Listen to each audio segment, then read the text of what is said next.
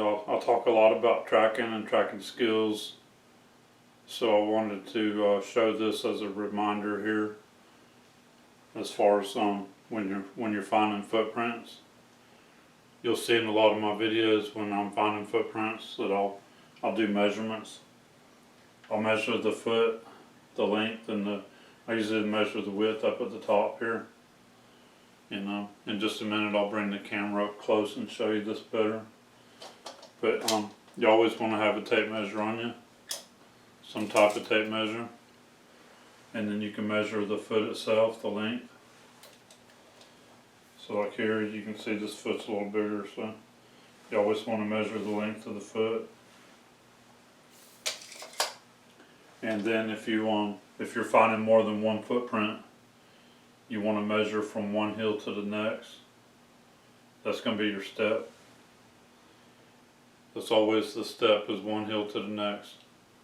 Left heel to right heel, or right heel to left heel. So the stride itself is always from the left heel to left heel, or the right heel to right heel. So I just wanted to throw in a little reminder here. So I'm going to bring the camera over close and show you that up close. Okay, so when you're measuring the length of the foot, you always want to measure from the toes down to the back of the heel. And then I usually always measure the width up here where about the ball of your foot would be. So that's the main thing you want to do. You want to stop and measure these. If you're finding footprints, you want to stop and measure them. And this is just a little reminder for everybody, because I like to talk about the tracking a lot. So the step itself is from the heel of one foot to the heel of the next. That's always going to be your step. From right heel to left heel, or left heel to right heel. And then the stride itself, because a lot of people do get this mixed up. They'll say the stride and they're actually talking about the step. So the stride itself is from left heel to left heel, or right heel to right heel. And you want to pay attention to also if these are in line. If you're finding more than one footprint, if you're finding several or a trackway. And it don't always have to be a full footprint either. You can find part of a heel, or you can find part of toes. There's also times where you might find a knuckle or a handprint mixed in with these, with what we're finding out here. So when you're tracking, you're not always going to find a perfect footprint and a perfect footprint and a perfect footprint. You might find a good footprint, and then you might find a little bit of one. You might find where the ground's been disrupted.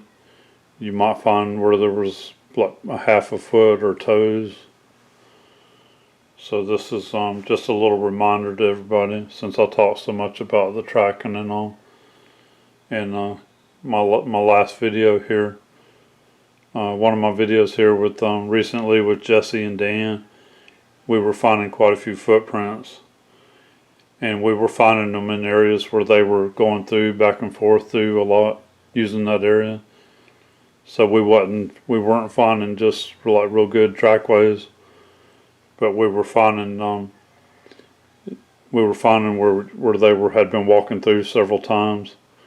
So we would find a footprint, maybe another one, a little bit of a heel print, but then we would find another footprint where they had come through a different time, another footprint going another way where they had come through again a different time. So this is just a little reminder here as far as the measuring the footprint, then measuring the step, and then measuring the stride. And if you got a really good trackway, you can go into measuring the angle of the gait, the straddle, and then also another little reminder is a lot of times with the Bigfoot Sasquatch, like you can see in my in this photo, you have a right foot. These are almost in line, but the left foot swings over more, so it's not really in line now. It actually swung over more, and then the right foot swings back over the other way. So they're actually not in line, but they're not straddled either.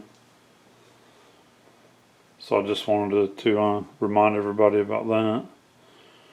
So if you're finding footprints, if you find a footprint out there, slow down a little bit and film it, and look at it and measure it. But sometimes you just gotta make yourself slow down and stop and look at this and take a couple pictures or film it and do a couple measurements.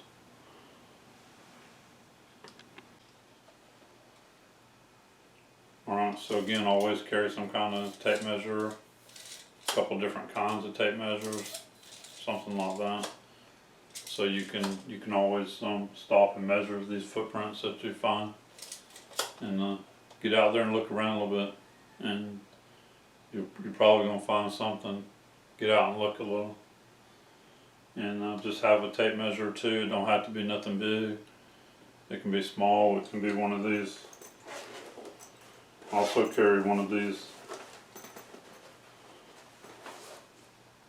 the soft ones that you can use, that they use in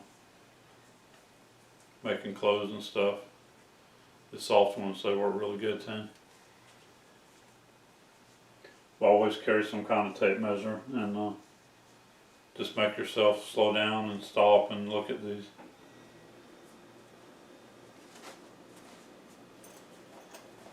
And then I'll have more tracking stuff coming up soon. I like talking about the tracking and help teaching about it. I like showing all the different footprints that when we're out there. So it's good to carry one of the guides too for the footprints, all the different animals. And then too, you got to be aware that some of these are not on there, like the alligator. This is for Florida, but the alligator's not on there. So I added the alligator over here to this with my poster board here. So you got to be aware that some footprints won't be on this. So no matter what state you're in, your field guide for the footprints, you may have animals that are not on there. So just be aware of that too. And when you're looking up footprints on Google, also be aware that they'll show other animals besides what you're looking for. So you have to watch that too as well. Alright, so there's some more tracking with Tim T.